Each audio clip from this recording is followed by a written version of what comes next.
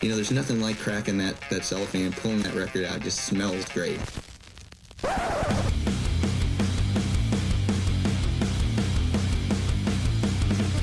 Welcome to BODS Mayhem Hour. Non-stop hardcore energy. I love the show, guys. You're awesome. Unlike any other. With your host, John the Bod, a.k.a. the Bod Father. Man, this stuff rocks. This is Ed Guinn from the Texas Chainsaw Massacre, and you're listening to BODS Mayhem Hour. The views and opinions of the guests do not necessarily reflect the views and opinions of BODS Mayhem Hour, its staff, affiliates, or sponsors. Parental discretion is advised. Welcome to BODS Mayhem Hour. Hey everybody, welcome to BODS Mayhem Hour. I'm your host, John the Bod, a.k.a. the Bod Father. Happy Halloween to all you little ghouls and goblins that are out there this evening. And always remember, trick or treat safe. If you do anything bad, don't blame me. Don't bring me into this.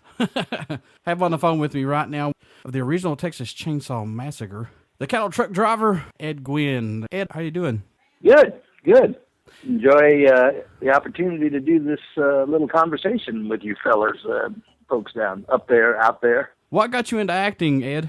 Well, my story is a little bit different. I'm not. I didn't go into the movie or have the opportunity to be in the movie because I was an actor or wanted to be an actor. By training in history, I'm a musician, a composer, and a performer of various sorts of music over quite a lengthy period of time. But at that point, I got into the movie. They needed a truck, and I owned one. So what you saw in that movie was me hired to provide a truck and do some acting, coincidentally. But that's really what it came down to. A lot of people think, and logically so, that I was hired like most of the people in there because I wanted to do some acting. I wanted to be in a movie. I needed a job for my truck that day, and it sort of worked out that I got one. I always wanted to know, how did the truck come up with the name Black Maria? Tell me how that came about. That's the name of the business. That literally is the name of the business. My partner and I, an interesting construct. I don't know who came up with it. Maybe my wife, maybe his wife, maybe he did. I honestly don't remember. I should ask him sometime. But his middle name is Maria, and I'm black, and there you have it. How was working with Tobe on this film? Hard. It was challenging. Yeah. It wasn't like I was a novice to show business or that sort of thing. I'd been a working performer for a good 10 years before we did the movie, so I knew what was expected of you to put on a show, as it were. Mm-hmm. But it was hard as it could be, not because of Tobe, but because of the environment and the expectations of everybody on the set of what was supposed to happen. I like to tell the story of how, if you look at the final scene, or at least the scene where a lot of the still photos that exist showing me and Gunner and Marilyn in one shot, me running away, I'm running on grass because I could not run another step on that hard, asphalt anymore. Jeez. It was just too tough. So, I thought Tobe did an excellent job. 40 years ago, it's kind of hard to pull up a lot of stuff, but it was interesting, to say the least. Was it difficult to shoot that last scene, and how many takes did it take you, if you remember? Oh man, I'm certain that at least was seven, maybe 11 takes over and over again. It was a lot to get timed in. They had to get the pickup truck to come in, get Gunner in, catch the light, get me to run fast enough to stay ahead of Marilyn. And it was something, boy. I think I got there at 7:30. I mean, most of the principal shooting had already been done, you realize. Mm-hmm. That was the last scene they shot. And so it was in sequence. Well, it's not quite the case. They had to shoot some more pickups of Marilyn in the pickup truck. But I got there, 7:30 in the morning or something. I had gone and picked up the trailer that they rented. I didn't usually pull a cattle trailer. I had, different sorts of trailers, but never cattle trailer. I never hauled cattle or any kind of livestock. So they rented the trailer and told me what truck stop to go to. I went and hooked up to it and showed up at 7 sometime in the morning. And I don't know, got out of there 12 hours later, only because the sunlight was going away. Everyone that I talked to that was in the original Texas Chainsaw Massacre and plus part 2, Mm-hmm. everyone has said, my God, it was so hot that day. I mean, you just can't imagine the heat that was going on. So, Oh yeah, it was super hot, but it's it's Texas. Yeah. I mean, where are you? Where do you live? Where's your operation out of? I'm actually in Kentucky, so it's In Kentucky. yeah. Well, it gets warm there, but it cools off at night. That's true. That's very true. Doesn't cool off at night here. Jeez. Any time it's 95, 98, 100 in the day, at 11, 12 o'clock at night, it's still 95, 98, and My that's God. tough. So things don't ever get a nice little overnight chill on them. If they do, it's, about 5:30 in the morning, and about an hour later, the sun's already baked them back up to. Jeez. Yeah, man. no, it was very, very hot. Texas is a lot hotter than people think, and at least Austin is, because it's far enough south that we don't get a lot of the refreshing sort of cool nights that happen in the hot months, So you primarily just got to work with Marilyn and plus Gunner in this. Did you get to talk to the other actors and actresses that was part of this as well? Not back then. I didn't. I don't think I'd known, I knew more crew people because they were kind of older Austin types. I'm older than everybody, I guess, in the film, except at least the ones that are still alive.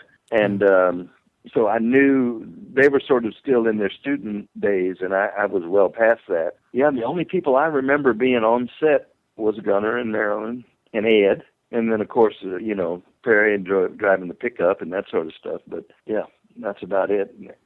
I'll tell you an interesting coincidence, too, that my partner in the truck was my brother-in-law, right? He's married to my wife's sister, and Gunner was his best friend in high school and his best man at his wedding. That's crazy. So we know Gunner pretty well, too. Yeah, that's pretty cool. From way back when. Are you shocked that your scene in this movie, Ed, is pretty much one of the horror's pivotal moments? Yeah, I am, frankly. I didn't even really appreciate it for years, and it's astounding. But it is one of the most pivotal moments in all of the sort of horror genre. Yep. Surprise wouldn't be a strong enough word. Yeah. I was blown away, and didn't know for years. It's just a film that I got hired to go out and drive my truck in, run up and down the road a few times. Pretty amazing. Of course, Burns was a good friend of mine, Bob Burns, and I'd see him every now and then, and we did a few things. I did a couple films with him years, later, but as a composer, writing scores for it and whatnot. And Bob would tell me kind of what was going on. He'd be kind of teed off at one thing or another, or going somewhere to do something, and I didn't really know what the hell was going on, but I began to kind of understand that it was a lot of tension and activity centered around that film. One thing, too, is I keep saying this, and I thank you guys for what you did in this movie, because Tobe, to me, when he made Texas Chainsaw Massacre, he was way ahead of the time for horror movies at that time. Because when this came out, I mean, people were scared shitless, dude. Sure. No, I know.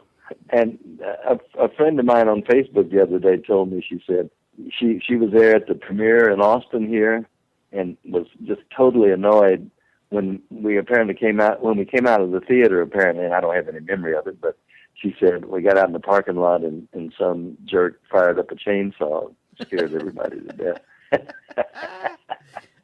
Which I think is pretty funny. What horror movies were there before Texas Chainsaw? I remember, 50s and 60s kind of sci-fi movies, but, The Blob and Them, which was a giant ant movie. Everything was sort of radioactive mayhem movies. But what was a classic horror genre film that predates Texas Chainsaw? Nothing. I see. So it really establishes genre. Yeah, exactly. And this is crazy, too. I don't know if you know this or not, but some countries, man, they wouldn't air this movie until, later on. Oh, I know. No, I know. England, had a law against it. In Germany, it hadn't been that long that Germany would even show it. We did a convention in Germany 2 years ago. Yeah, I think 2 years ago. And Eric was telling me, the guy that put the show on, he said, they couldn't see it, couldn't get it, just knew about it from, friends in other countries. But it was illegal. at least in Germany and England and probably other places. What do you think that your character brought to this movie? I think believability. I think he brought a sort of, all the kids in the van, they're the kids you went to high school with. They're the people you might see at the grocery store. I think I was kind of your dad figure, you're the working guy who probably had a family somewhere, who was just heading down the road and doing his work and got caught up in this unfathomable monstrosity. Yeah. Yeah. He was every man. He was a guy, going through his day and then having this kind of crab nebula blow up in front of him with, shrieks and screams, and poor little Marilyn running out in the road and silly, Ed, and, I hit somebody with the truck. I mean, how horrific is that, Yeah. And so, I think he brought sort of the voice and the personality of sort of not the kids in the world, but the adults in the world who might stumble into circumstances they couldn't resolve. When you sit back and you think about this role that you had, I mean, like I said earlier, it was pivotal. You were the big hero in this. Mm-hmm. What does it mean for you to be part of this iconic film, though? What does it mean? Well, that's tricky, I think, and a good question. I would say, I think it means that I've been sort of immortalized in a way I never could have imagined. People will do and will know that character for as long as the medium exists where people can view it. And I guess there's a sort of I don't know, a perpetuity, an endlessness that gets instilled in you when you're part of something like that. You're bigger than the moment, and I mean, it's a big deal. That's what it means to me, I guess. Oh yeah, I mean, to me, you guys represent what horror is supposed to be. Mm-hmm. Mm-hmm. And I think, and I say this a lot of times, and I'm not knocking on any movies out there, so don't anybody get the wrong idea. It's just that these movies, to me, were, you could actually see the blood, sweat, and tears go into them. These were the legitimate ones. Sure. Compared to today's. So that's my opinion. Yeah. Are you working on anything new these days? Well, no. The last thing I did was a great little film. It's out now. I think just in the rounds of festivals at this point, called Sacrament by a fellow named Sean Ewart from Dallas. And there's some trailers out there you can see. It was a film that Marilyn and I did together along with a bunch of great young actors I hadn't met at the time up in the Dallas-Fort Worth area. And that's really the last thing I've been involved in, sort of a reunion of Marilyn and me before she died. Nice little get-together. What about the little mini documentary of the untold story of Black Maria? Oh, I forgot about that. Yeah. Well, it's not out yet. Yeah. But, that's right. There's a great story with lots of shots of the truck and conversations with me and little details and whatnot. Should be up on, on my official Ed Guinn Facebook site when they finish editing. But I think it's going to be pretty good, and there's going to be a lot of, the truck still exists, and I kind of show folks, different parts of it, and you get to kind of look around the inside, see the old thing, and talk a lot about how we bought it and what we did with it and that sort of stuff. So that should be real interesting, and that's going to be up. Don't know exactly when, but sometime soon. I forget what they used to say. Come into to a theater near you, but it'll be coming to a Facebook page near you. But that's cool, though, that there are people still out there that want to keep the Texas Chainsaw Massacre alive. You bet. Well, it was shot by an outfit called STX Media, and they're a great production company doing a lot of films themselves, and they do real good work. So I think people will enjoy it and get a lot of pleasure out of it. Ed, I had a friend that wanted me to ask you. His name is William J. Wright. He is a writer of horror movies and things like that. He wanted your opinion on, I think it's the 40th anniversary box set of the Texas Chainsaw Massacre with your truck as the case. Uh-huh. I've only seen pictures of it. I hadn't held one in my hand. I know Sal Hernandez got one, and I'm going to be doing a convention pretty soon where Sal will be, and I'll get a chance to put my hands on it. It looks interesting, although kind of wish the proportions had been a little nicer. And to the truck, I understand why it looks like it does, but it doesn't quite look like the truck. Now, it'd been cool if it's an actual real truck. You know what I mean? Like a little Yeah, right. You know, like a plastic model or something with stuff inside. But that'd be really cool. What that would have cost. Yeah. Favorite thing about Halloween when you was growing up as a kid? Favorite thing about Halloween? Well, you probably noticed in some of the footage, I had a little bit of weight on me, you know. And I'll lie if I say the favorite thing was not eating candy. I loved it. That literally was one of my favorite things. But I guess beyond that, just the seeing costumes, seeing folks come to the door if it was our house, or running out with folks, you know, doing the door-to-door stuff. And I know it's changed, you know, a lot over time, but just the costume, I like that. I'm working on an app, on an iPhone app right now for costumes, where people can kind of put their costumes up and compare them, and, you know, vote on what's a cool one and that sort of stuff. Yeah, critique each other. Yeah. Exactly. That's pretty cool, man. Yeah. All right, Ed, before I let you go, how can people stay in touch with you? You know, check out what convention that you're going to be at, buy some merch. How can they do that? Sure. Go to the official Ed Guinn page on Facebook. It's official Ed Guinn, and like that, and all the info about merchandise and all of my appearances and whatnot will be on there, as well as the video movie that we're shooting on the truck and all of that sort of stuff. So that'd be the best place to go. Awesome. Before I let you go, Ed, will you care to do a promo for my show? Sure.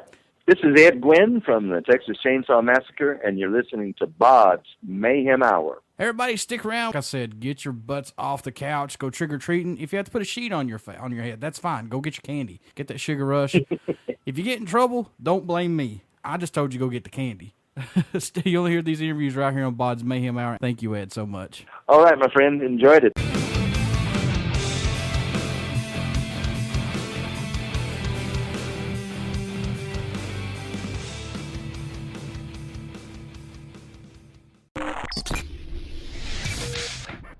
You're listening to BODS Mayhem Hour. Follow us on Facebook, Twitter, and Instagram.